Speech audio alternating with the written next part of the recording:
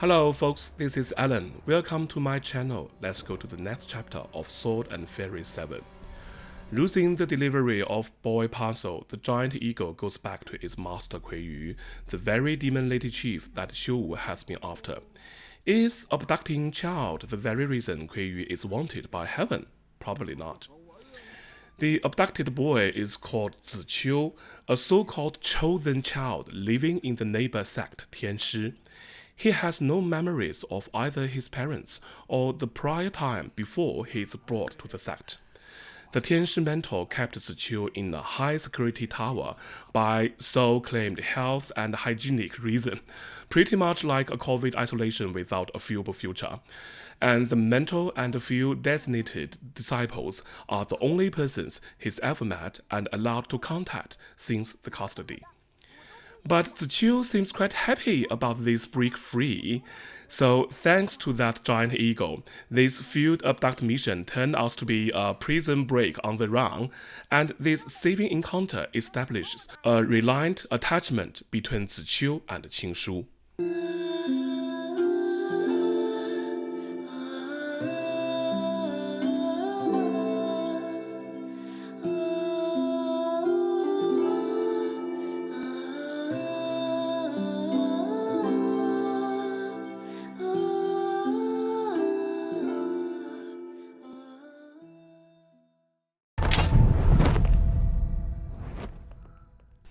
Late in the night, a demon-dressed assassinate sneaks into Mingshu sect and attempts to recover the failed abduction. Ziqiu's distressed screaming not only wakes up Qingshu and Grandpa from their dream, but also wakes up Xiu Wu from his one day off as an apple. But not for long, he blacks out again after beating off the assassinate.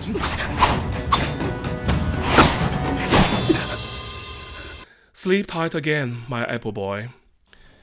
Next morning, Qingshu proceeds to hunt for that bull-looking monster that was running after her before. Well,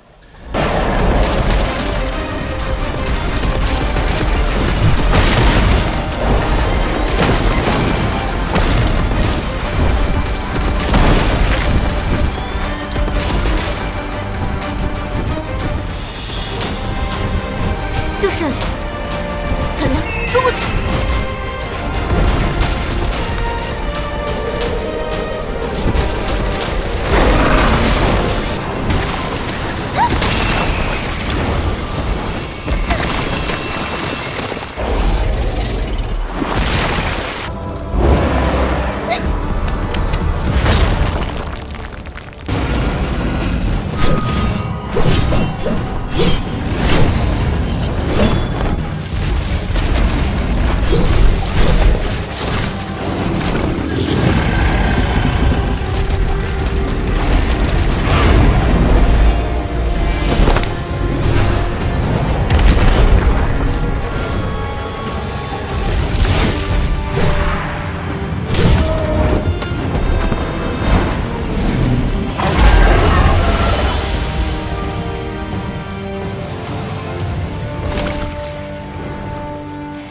！And this not only gave Xiu Wu a third chance to save Qingshu from danger, but also love meets each other finally in person.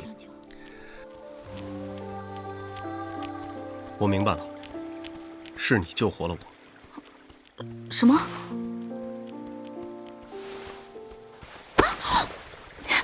你做什么？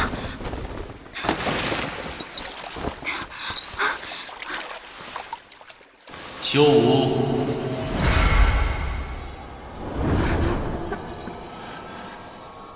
小秋。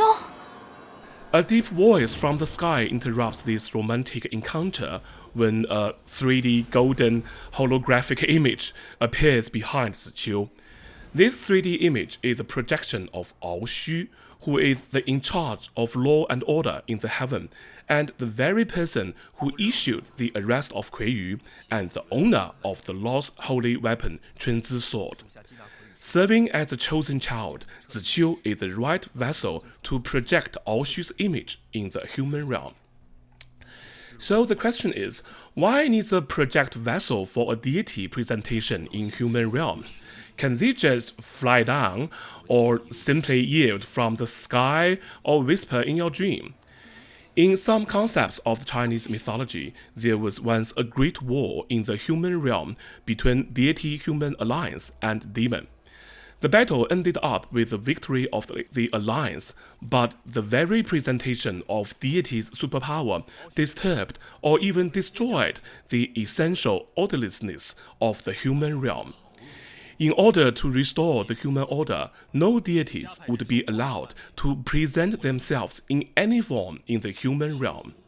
This rule is called 绝地天通 in Chinese, literally means break off the way from earth to heaven. And the communication between deity and human transfers to one human only, who is the king or emperor of a kingdom or state. So that is why all the Chinese kings in history share a common title, 天子, literally means son of the heaven, who is to define king's entitlement. So in this case, Ziqiu as a projection vessel of deity is a heavy breach of the law, let alone to project Aoxu, the law executor of heaven. Although putting lots of doubts in mind, Xiu Wu still takes another order from his boss to stay in the human realm for further inspection of Kui Yu's next move. Meanwhile, he needs to stay close to Qing Shu all day long as a companion for his own power recovery.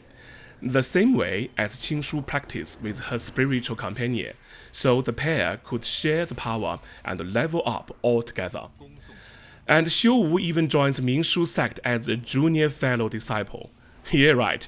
We only have 2 disciples in our sect, but who cares? We have a deity under our own command.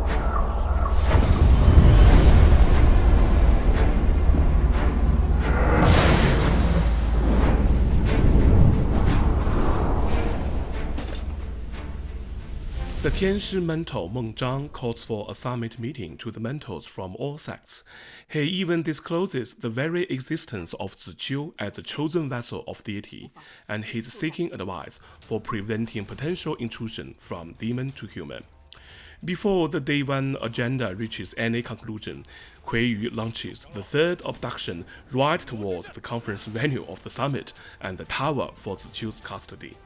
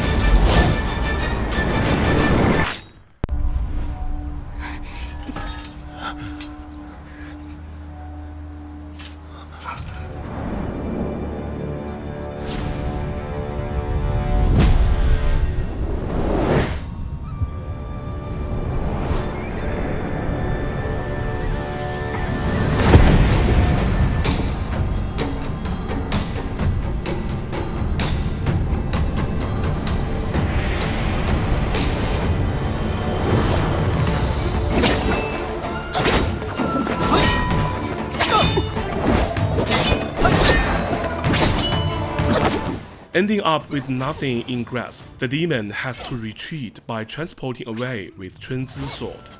So the sword is passed from Chonglou to Kui Yu. So why didn't she exchange the jewel with this holy relic of heaven at the very beginning? Might not be a good deal to go ahead.